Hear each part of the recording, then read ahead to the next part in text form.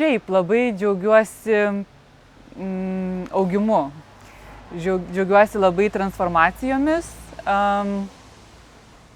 todėl viskas, kas vyksta net ir blogo, tokio dirginančio, man yra kas kartą dovana, leidžianti kartais taip per prievartą išeiti iš komforto zonos ir kažką pergalvoti, kažkaip pareflektuoti ir paieškoti kitų perspektyvų.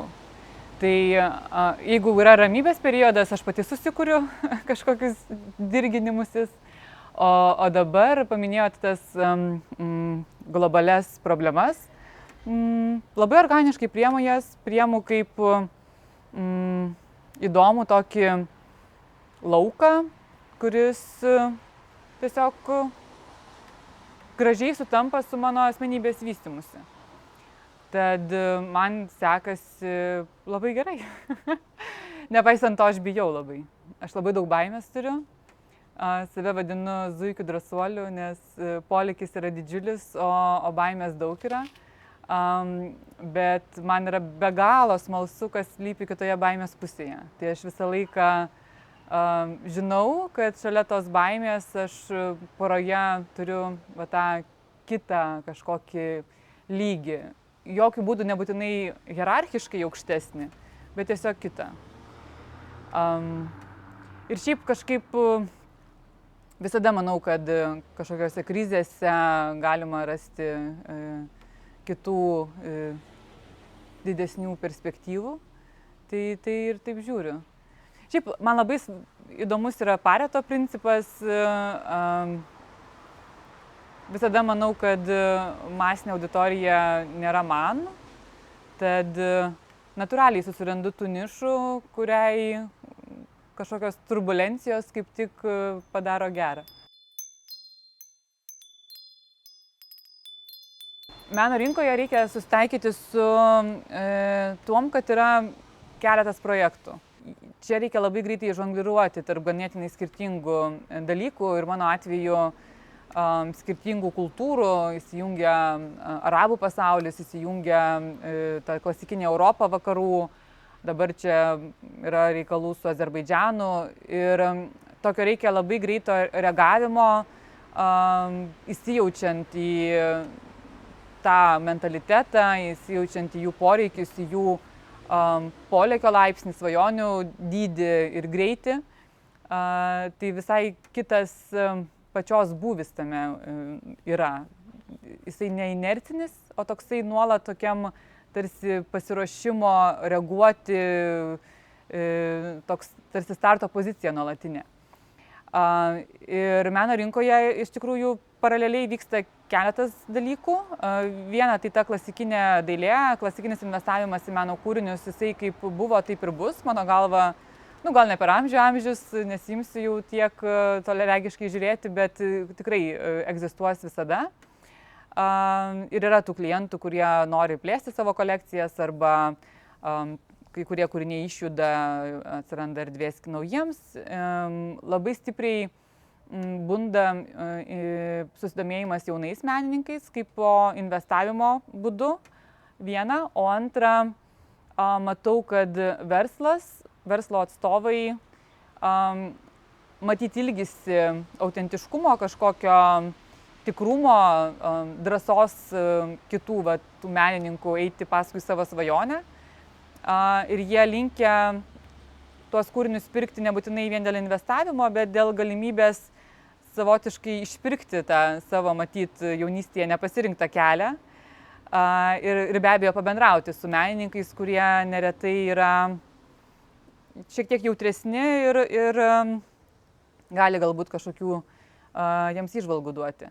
Tai tikrai matau aktyvesnį, negu būdavo anksčiau, susidomėjimą jaunais menininkais. Tuo tarpu kitos tokios evoliucijos startuoja su NFT, su meno kūrinių perėjimu į online erdvę, internetinę erdvę. Ir aš čia tikrai nesiimsiu dabar nuvainikuoti dabartinę tą NFT tokį bumą, netikiu aš šitom investicijom, bet ir labai daug yra galimybių klasikiniam menui pasiskolinti NFT privalumus ir gauti naudą. Tai tiek meno rinkos žaidėjai, ar tai bus galerijos, ar bus muziejai, kultūros ministerijos ar kultūros tarybos, priklausomai nuo šalies, kas užsiema menininkų grantais, turi labai daug galimybių būtent išlošti iš NFT atsiradimo kaip technologijos. Ir plačiau, čia ne viena NFT, iš tikrųjų čia ir blockchainas yra, ir metaversas visas. Tai čia yra jau pirmųjų tokių rimtesnių projektų, kur reikia tikrai tokių ir etiką apimančių, ir filosofiją, ir finansus apimančių konsultacijų. Be abejo, aš proaktyviai ieškojau. Aš labai sąmoningai buvau savo įsivardinusi, kad nuėjau pernelyg stipriai į racionalią pusę. Aš ją turiu, ją šiaip didžiuojuosi, bet pamačiusi, kad nebenaudoju savo abiejų pusių, savo intuicijos ir racionalumo, aš prarandu tą savo unikalumą daryti įžvalgas, išieškoti sinergijų, dėl ko iš tikrųjų mane visą laiką ir samdydavo, ir mėgdavo, ir tikrai, imankim, paprastai ir nemokėdavo pinigus. Tai užsiracionalizavusi, supratau, kad griūna viskas. Griūna ir mano tokie gal profesiniai greičiai, griūna asmeniniam gyvenime tam tikri dalykai, atsiranda šiaip kažkoks toks nefainas nepasitenkinimas ir aibė dalykų. Ir aš tada atsimenu, kaip tik išėjau iš darbo, išvažiavau į Aziją 2 mėnesiam.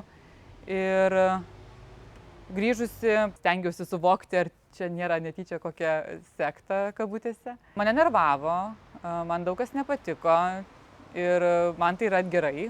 Aš labai turbūt sukluščiau, sunerimčiau, jeigu man būtų viskas patikę.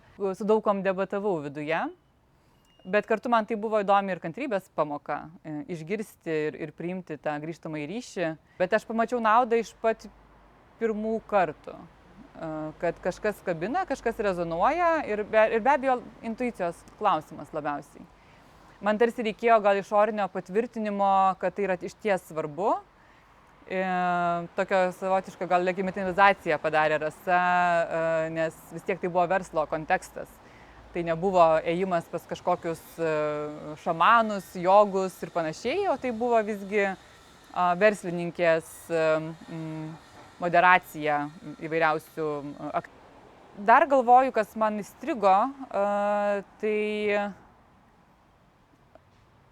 kvietimas susitikti su kūniškumu.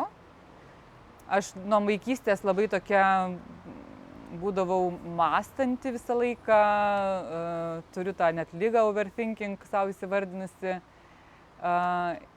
ir ieškodavau atsakymų knygose, meditacijų ir panašiuose dalykuose, kurie dirba su galva, su mintimis, su kažkokio tarsi teisingo atsakymo radimu. Ir Rasa jinai išvedė visus mus, visą grupę į lauką, į sniegą, įvairiausių ten skirtingų praktikų, manau, kad jinai gal jas ir keičia. Ir kas įdomu buvo, kad vienos netiko visiškai, nerezonavo, tuo tarpu kitos nuostabiai kažką pramušdavo. Ir man tai paskatino pradėti ieškojimus įvairių kūno dalykų. Ir aš dabar pati matau, kaip tik tai ir padeda. Tiek mindfulness geriausiai praktikuotis, tiek susitvarkyti su kažkokiom savo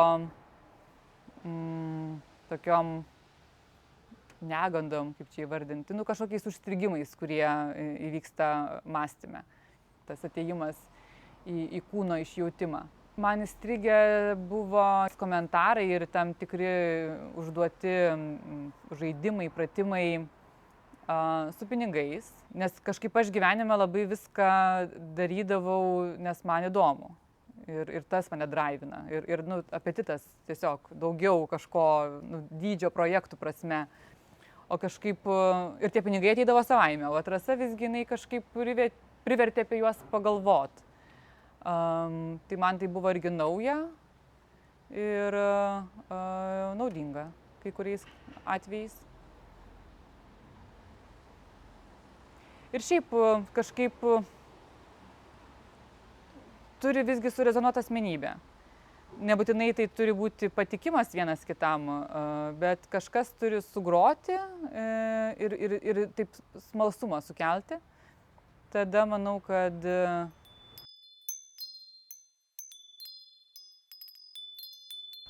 mane bent jau asmeniškai arba uždaro, arba atidaro šalia esantys žmonės. Tai čia toksai gal būtų patarimas pastebėti save, ar visi elementai tinkami yra aplinkui.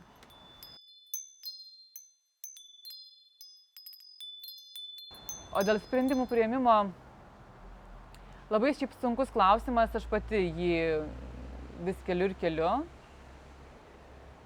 Kaip bebūtų, žinojimo reikia. Aš tikrai esu praėjus didelį kelią mokymosi, praktinių patirčių ir be to, turbūt būtų kvaila vadovautis intuicija. Vis tiek aš atstovauju ne vien tą meno kaip po kūrybos sritį, bet meno ekonomikos sritį. Tai tikrai išmanimo reikia.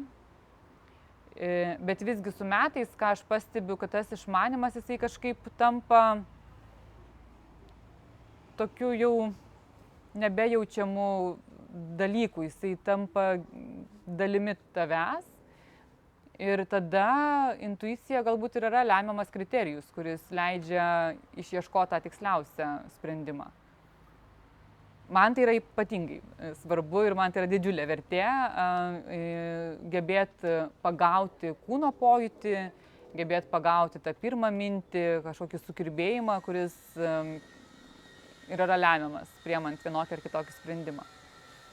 Bet vėlgi, vien tuo pasikliauti nebūtų teisinga.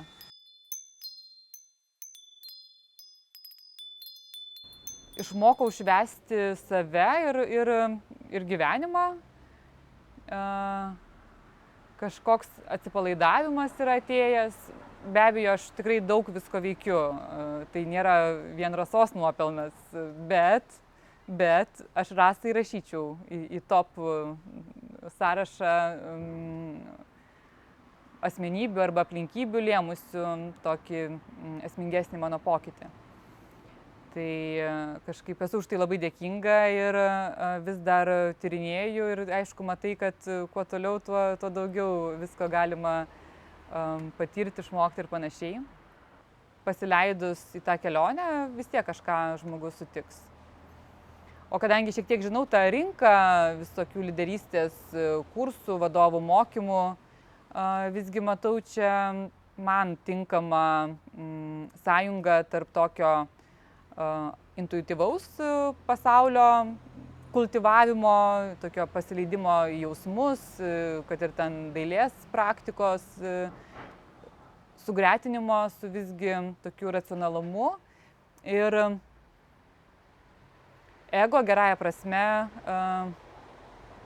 išryškinimu, kad visgi nauda kažkaip vertė, kurią kuri, bet nepamirštant savęs irgi yra svarbu. Kažkaip tai visą laiką jaučiau, bet tų visų modulių dėka aš kažkaip su tuo labiau susitaikiau, suaugau tarsi. Tai tapo kažkaip tai savasties dalimi. Nesutikau iš tikrųjų kito žmogaus, kuris taip aštriai, bet kartu ir rūpestingai išvedinėtų iš komforto zonos tada, kada reikia. Aš ir taip ne viską, neapsimsiu procentai spręsti, kiek aš pasiėmiau, bet tikrai manau, kad nedaug pasiėmiau iš to viso turinio. Ir nebūtinai tiesiogiai duodamo, likusio tarp eilučių, kažkur pauzėse ir gal net pačios Rasos nežinomai ištransliuotų. Tai visgi turbūt reikia jausti tą jau kirbantį norą pereiti į kitą kažkokį lauką. Jokių būdų nebūtinai hierarchiškai aukštesnį, jokių būdų. tada mano galva gal tiek vidumi, tiek net ir gal kūno pojaučiais tampi jautresnis gaunamam turiniui.